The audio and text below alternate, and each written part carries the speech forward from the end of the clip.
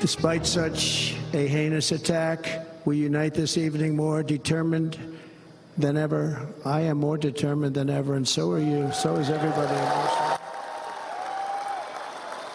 Former President Donald Trump capped off the Republican National Convention, formally accepting the GOP nomination for president. In a lengthy speech, he addressed supporters for the first time since that assassination attempt at a campaign rally in Butler, Pennsylvania. One person died, of course. 2 others were hurt. And in the aftermath, the Secret Service said today Director Kimberly Cheadle does not intend to step down despite calls for her to resign.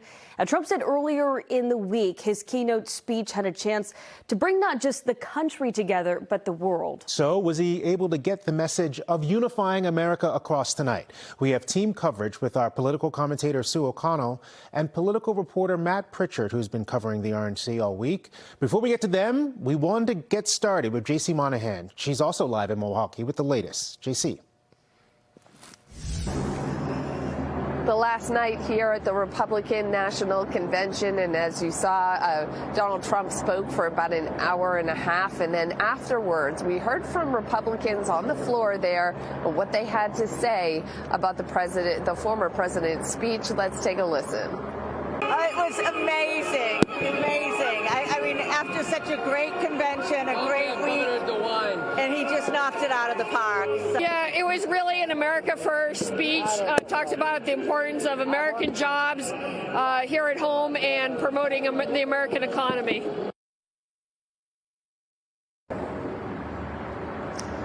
I want to bring in NBC 10 political reporter Matt Pritchard, who all this week has been inside the venue. You were there to be in person. When Donald Trump spoke, tell me a little bit about what it was like to be there. Well, JC, we weren't just in the building. We were on the floor, standing right next to the Massachusetts delegation who was listening to Donald Trump speak for that lengthy amount of time. We just got done with the balloon drop. I'll just step aside and give you a look at the scene around me. You can just see right now it's sort of almost a bedlam type of scene. Many of the states are trying to take their signs off of the poles, doing it by bending them over and then pulling it off. The balloons fell. Everyone was pushing them around, and up on the stage is still Donald Trump at this point as the party continues here inside the Pfizer Forum. Now, as you mentioned, we heard a lot from Donald Trump during the amount of time that he was speaking. One thing in particular he brought up was the assassination attempt last Saturday, talking about what that has done for him mentally moving forward in this race and how he's approaching his life now after it all took place. Take a listen. Our Secret Service sniper, from a much greater distance and with only one bullet used, took the assassin's life, took him out.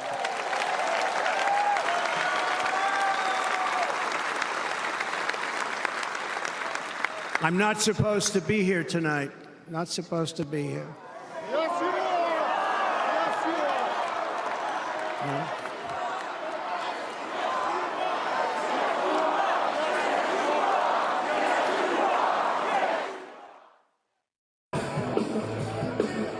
Crowd really getting behind him in that moment. Multiple times they were cheering for him and starting up those different sort of chants. But of course, as the speech went along, Donald Trump got into the various policy perspectives that he is looking to push forward if he were to win a second term in the White House, and putting a lot of the emphasis on what he sees as the perceived failings of the current administration. Take a listen to what he had to say. Under our leadership, the United States will be respected again. No nation will question our power. No enemy will doubt our might. Our borders will be totally secure. Our economy will soar. We will return law and order to our streets, patriotism to our schools, and importantly, we will restore peace, stability, and harmony all throughout the world. But to achieve this future, we must first rescue our nation from failed and even incompetent leadership. And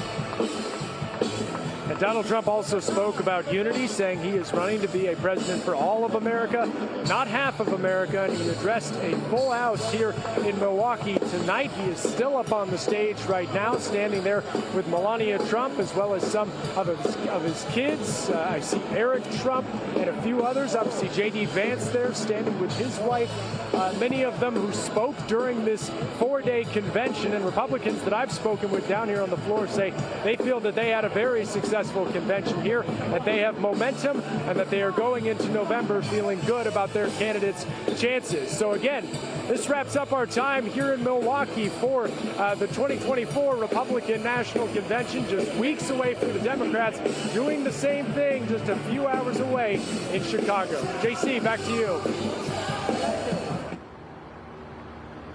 Matt, thank you for all your hard work there inside the Pfizer Forum. We always appreciate it. One thing that we noticed during this week is the fact that the Republicans really started to rally behind Donald Trump after what happened on Saturday, and now we are learning more about the gunman. The FBI is trying to determine exactly what was going on with what was called the authenticity of a gaming account that Thomas Matthew Crooks allegedly used to hint about the July 13th shooting. We also learned Crooks' online search history showed search results with images of Trump and President Biden.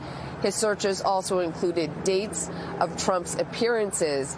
Now, as for the Democrats, we know that it's been a rough period of time trying to determine whether or not President Biden should stay in the race. And then you add to that now that we found out yesterday that the president does indeed have COVID-19. And that, again, is reigniting this discussion about whether or not he should be at the top of the ticket. His doctors do say that he is experiencing mild symptoms, but his vitals are normal. A growing number of Democrats continue to voice anxiety with the campaign. And new tonight, Montana Senator John Tester became the second Democratic senator to call for Biden to drop out. And according to the Washington Post, Nancy Pelosi told House Democrats Biden may soon be persuaded to step aside. Here's what a local House Democrat said about the tense situation. You know, it seems to me that there are indications that President Biden may, in fact, decide to forego the nomination. I don't know that for certain, but it just seems to me that that appears to be the direction all the chatter is moving in. A new national poll conducted after Trump's assassination attempt shows the former president with a 5-point lead over Biden. The CBS poll now puts Trump at 52% to Biden's 47%. That's up from Trump's 2-point lead after the June 20th debate. And 26% of voters say Trump's assassination attempt made them more likely to consider Trump at the ballot box. That has been our week here in Milwaukee for the Republican National Convention. We're so glad that you were with us. And as you heard Matt say, we're going to do it all over again next month for the Democratic National Convention. But right now, I'm going to send it back over to Glenn and Priscilla. All right, JC, Matt, great work out there. We want to bring it back here in Boston. Joining me now to continue our team coverage is our political commentator, Sue O'Connell. Sue, really all week long, we have been asking you which Donald Trump we would see. You offered us a couple options at the start of the week. What did you see tonight? Well, I want to be clear. I'm grading Donald Trump against Donald Trump just before people get upset. But Trump is certainly mellow, a bit humble, I might add, and he's not as bombastic as he usually has been. So many people were tuning in tonight, obviously, to see how this attempt on his life and the federal convictions and the possible jail time and being held civilly liable for sexual abuse and defamation and other things may have impacted him. And clearly, he's a bit more measured. And again, I think he's grateful. He did attack President Biden's policies, but no real direct personal attacks. He took a couple of swipes at the press, a couple of swipes here. He only used Biden's names once, which is interesting, whether or not that's to not make it personal or he doesn't know if he's going to be running against him. So a definite change. Of course, we're going to have to see if this sticks.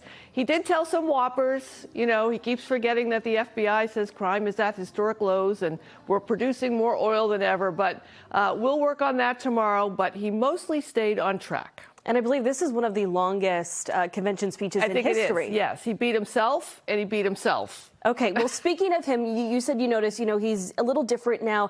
How was this Republican National Convention different from 2020 and then back in 2016? Yeah, that's a good question, Priscilla, because it's a lot different. And Trump's campaign team right now is the best in the business, and that hasn't always been true. The professionals are in charge, and this was a successful convention for Trump and the Republicans. Remember, back in 2016, the convention was a political civil war between the Republicans, and in 2020, we had the COVID conventions. But it is Trump's party now, and regardless of the final outcome in November, this was a victory lap. But again, check back with me tomorrow for some fact-checking, because I was getting hard to keep up there. All right, well, we appreciate you staying up late with us tonight. Thank you so much. Glenn, we'll send it to you.